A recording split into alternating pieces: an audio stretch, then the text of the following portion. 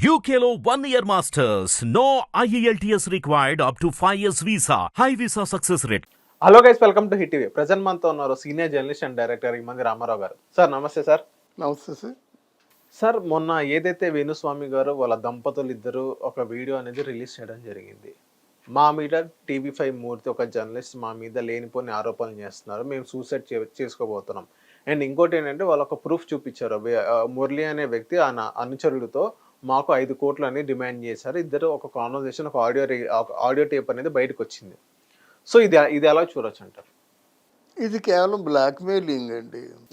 ఎవరికి బ్లాక్మెయిల్ చేస్తారు? మూర్తి గారు చేస్తున్నారు లేకపోతే వేణుస్వామి గారు చేస్తున్నారు? మూర్తి గారిని ఒక్క మాట అన్నాను కూడా వీల్లేదు. ఎందుకంటే ఇక్కడ కొన్ని మనం నిజాలు చెప్పుకోవాలి. కొంతమంది వాళ్ళ దగ్గర ఏదో ఆశ పడకపోతే ఆ మాట మాట్లాడరు. నాట్ మూర్తి గారు. వాళ్ళు ఇంటర్వ్యూ చేసేవాళ్ళు కొంత ఏదో మొత్తానికి అసలు ఆధారాలు లేకుండా ఏవైనా మాట్లాడతారనుకోవడం పొరపాటు. ఇక్కడేంటంటే మూర్తి గారు అది కేవలం జస్ట్ ఒక వార్తల్లోకి వచ్చింది కనుక చెప్పాడు కానీ లేకపోతే చెప్పేవాడు కాదు.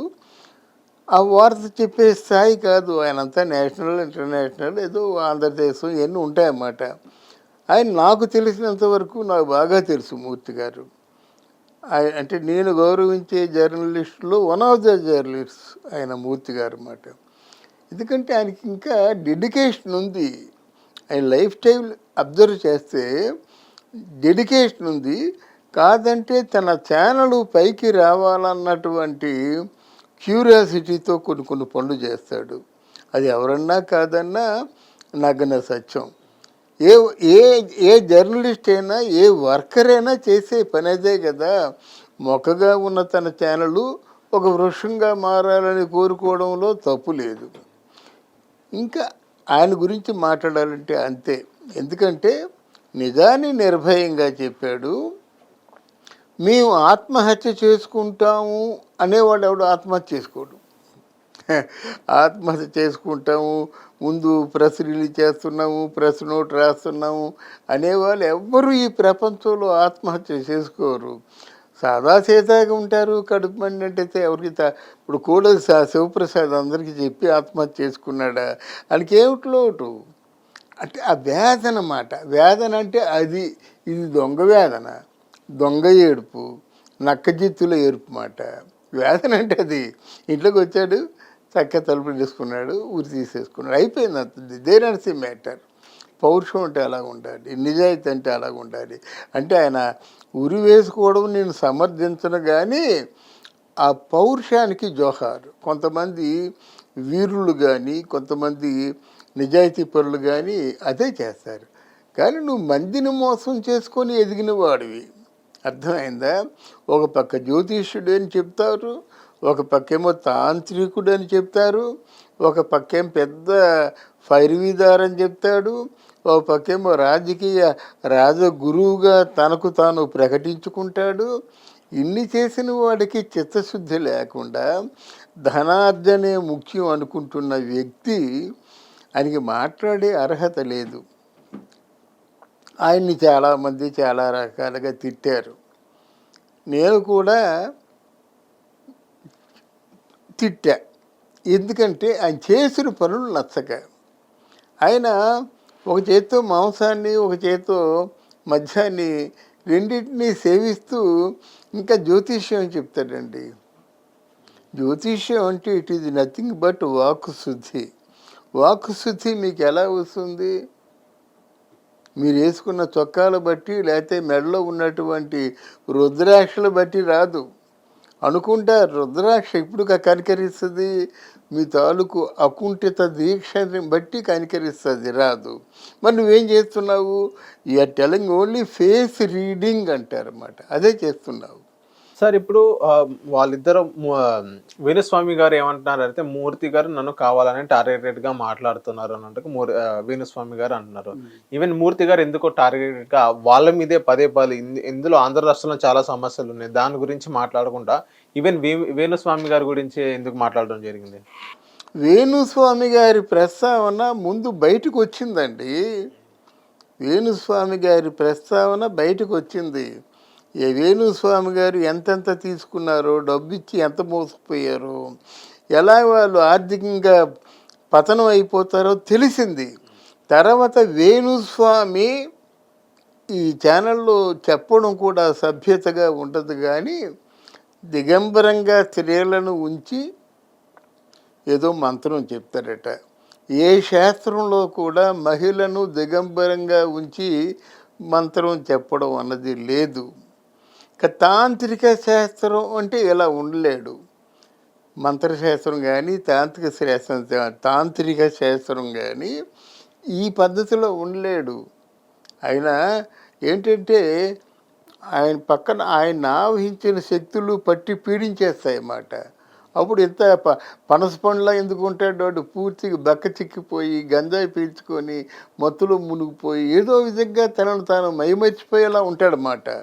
అదేది కాకుండా నువ్వు చక్కగా హాయిగా శుభ్రంగా తయారయ్యి బంగారం పెట్టుకొని నేను క్లబ్బులకి వెళ్తాను, పబ్బులకి వెళ్తాను అని ఈ చెప్పిన మాటల వల్ల ఎవరో ఒక జర్నలిస్టు ఖండించవచ్చు, లేదా ఇప్పుడు మూర్తి గారే ఖండించి మాట్లాడారు. ఆ మాటల్ని మీరు ఎందుకు సీరియస్గా తీసుకోవాలా? మూర్తి గారు అడిగిన ప్రశ్నకి సమాధానం చెప్పొచ్చుగా, అది మీ బాధ్యత కాదా? తర్వాత మూర్తి గారి 5 కోట్లు అడిగాడని చెప్పారు, అది మీ అభియోగం.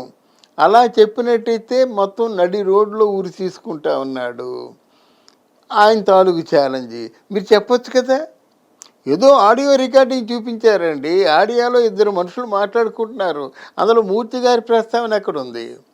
ఎవరో మురళి అనేవాడు మధ్యవర్తిగా వచ్చాడని చెప్పాడు. ఆ TV5 దాంట్లో ఎవరు మురళి అనే ఆసామి లేడు కదా. ఉంటే చూపించండి.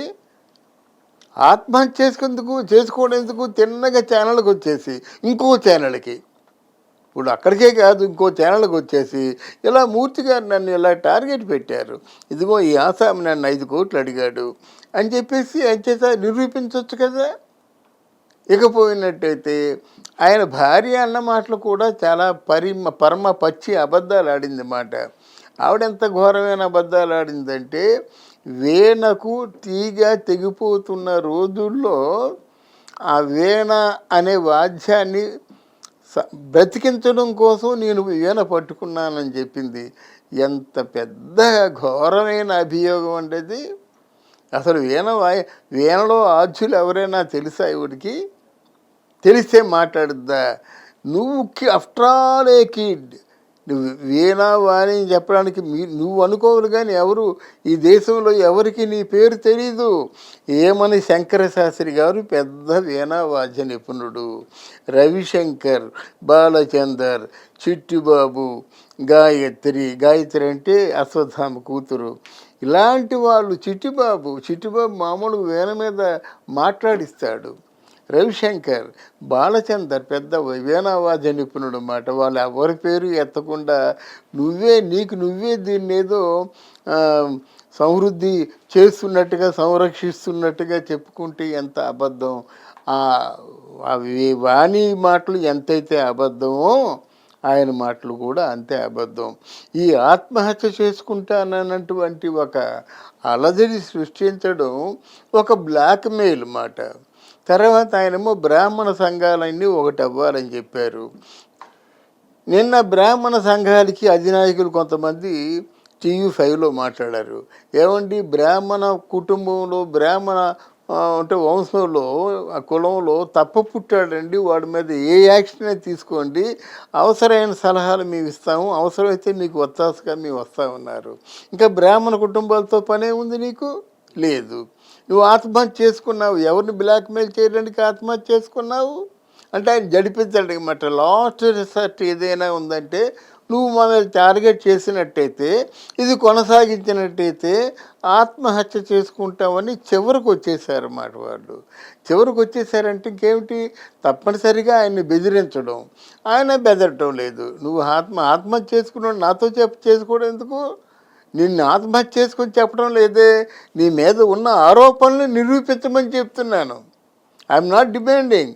నువ్వు ప్రాణ త్యాగం చేయమని నేను డిమాండ్ చేయటం లేదు. నీ మీద ఉన్న ఏవైతే అభ్యాగాలు వచ్చాయో వాటిని నిరూపించమని చెప్తున్నాను అని చెప్పాడన్నమాట. అందువల్ల వేణుస్వామి ఆడింది కపట నాటకం. వేణుస్వామి కపటి దొంగ, కపటి సన్యాసి. ఆ స్వామి అని పిలవడానికి కూడా నా మనసు ఒప్పటం లేదు. ఇది మూర్తి గారా అని కాదు, నేను కూడా చాలా చాలా ఘోరంగా తిట్టా, చాలా ఘోరంగా తిట్టా. ఇప్పుడు తిట్టడానికి కూడా మనసు రావటం లేదు. అంత నీచ నికృష్టపు జీవితం ఎందుకు గడపాలండి? ఆ భార్యాబిడ్డలకి జరగకపోయినట్టయితే ఏదైనా టెంపుల్లో చిన్న మామూలుగా టవర్ పరిచినట్టయితే సాయంత్రానికి 100-200 వస్తాయి కదా, ఆ పని చేయవచ్చు కదా. ఎందుకు ఇంత దిగజారిపోతున్నారు మీరు? మీకు ఎందుకు బంగారపు తొడుగులు ఎందుకు, ఇవన్నీ ఎందుకు, క్లబ్బులు ఎందుకు, పబ్బులు ఎందుకు, మీ పేరునేమో ల్యాండ్స్ ఎందుకు, ఇవన్నీ ఎందుకు? ఏం తీసుకెళ్ళిపోతారు? తీసుకెళ్ళినప్పుడు ఒక సాధకుడు ఇన్ని మాటలు పడతాడండి? ఎవరైనా సాధకుడు ఎంత పౌరుషంగా ఉంటాడు? మెడిటేషన్ చేసేవాడు ఏంటంటే అహం బ్రహ్మాస్మి అనుకుంటాడు. అహం బ్రహ్మాస్మి అంటే నేనే ఆ బ్రహ్మం అనుకుంటాడు. ఆత్మస్వరూపం నేనే అనుకుంటాడు. దేవుడిన్ని మాటలు పడతాడా? ఆలోచించుకోమని చెప్పండి. అందువల్ల వేణుస్వామి అభియోగంలో పసలేదు. ఆయన చివరికి కాళ్ళబేరానికి వస్తాడు. మూర్తి గారు కూడా దాన్ని ఎందుకంటే ఒకసారి చెప్పారు, రెండోసారి చెప్పారు, మూడోసారి చెప్తే పట్టించుకోవాల్సిన పెద్దవాడిగా చెప్తున్నాను.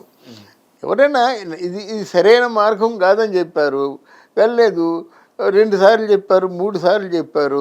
ఆ కులపు వాళ్ళందరూ కూడా తిరుగుతున్నారు, చీ అంటున్నారు, చిచ్చి అంటున్నారు. నా బోటోలేమో జోలే పరుచుకొని అడుక్కోమంటున్నారు. ఇంకా వదిలిపెట్టేయాలి, మూర్తి గారు కూడా వదిలిపెట్టేయాలని నా అభ్యర్థన.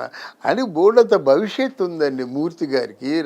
రైజింగ్ స్టార్ ఆయన, రాబోయే పెద్ద హీరో జర్నలిస్టుల్లో. కనుక ఆయన తాలూకు అంటే అకుంఠిత దీక్షతో ఉంటూ ఆయన తాలూకు బాధ్యత ఇంకా చాలా ఉంది.